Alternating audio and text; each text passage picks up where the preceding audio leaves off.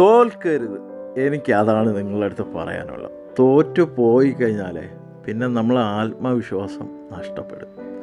നമ്മൾ തോൽക്കാതെ മുന്നോട്ട് പൊരുതി അങ്ങോട്ട് കയറിക്കഴിഞ്ഞാൽ എപ്പോഴും നല്ലതാണ്. എല്ലാവരും തോറ്റുകൊണ്ടാണ് എല്ലാ വിജയങ്ങളിലേക്ക് എത്തുന്നത്.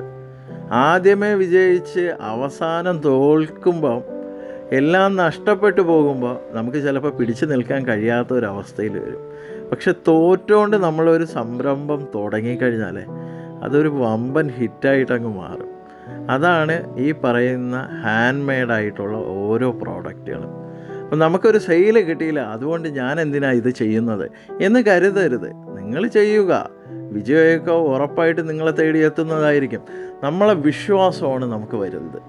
നമുക്ക് വിശ്വാസം നഷ്ടപ്പെട്ട് കഴിഞ്ഞാൽ പിന്നെ നമ്മൾ വിചാരിക്കും ഇതിനൊന്നും ചെയ്യണ്ട, എന്തിനാ ഇതിൻ്റെ പുറകെ നിൽക്കുന്ന, ഇതിന് സമയം ചിലവ്, ഇത് കുറേ കാശ് നഷ്ടം എന്നൊക്കെ നമ്മൾ വിചാരിക്കും. പക്ഷെ നിങ്ങൾ അങ്ങനെയൊന്നും വിചാരിക്കരുത്.